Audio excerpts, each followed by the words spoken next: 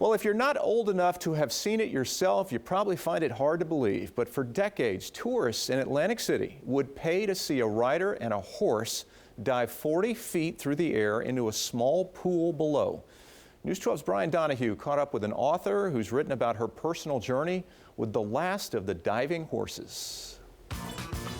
The diving horses of Atlantic City. Throughout the resort's golden age from 1928 to the late 70s, it was the center of the show at the world's most famous boardwalk. 4 times a day, 7 days a week, a horse with a rider atop, plunging 40 feet through the air into a 10-foot deep tank of water on the steel pier.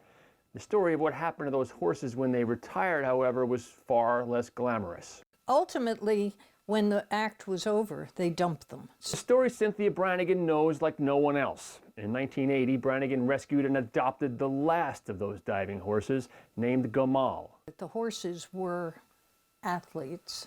They were courageous. They were definitely put in harm's way, but they had charisma. Brannigan has written a book about her life with Gamal titled The Last Diving Horse in America, Rescuing Gamal and Other Animals, Lessons in Living and Loving.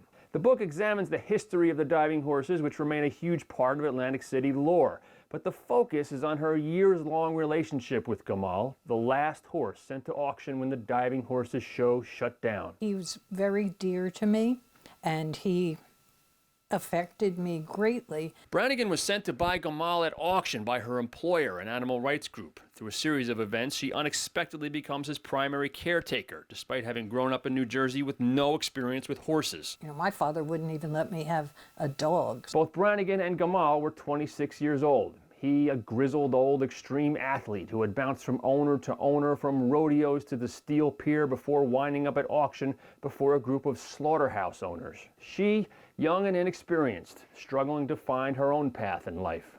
He was tough. He was a tough guy, maybe like a carnival barker or something. And so I had to penetrate his exterior a little bit as well. Brannigan, the experience of caring for Gamal propelled her into a lifelong work in animal rescue. On many occasions, he was able to push me beyond what I thought I could do. She has since spent decades as a rescuer of retired racing greyhounds, animals with similar histories as Gamal.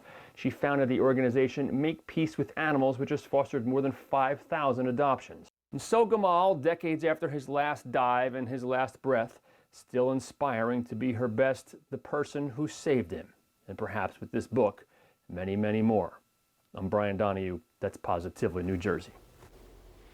You may remember this, but there was a proposal to bring back diving horses to Atlantic City as late as the mid-90s, but it was scrapped after opposition from animal advocates.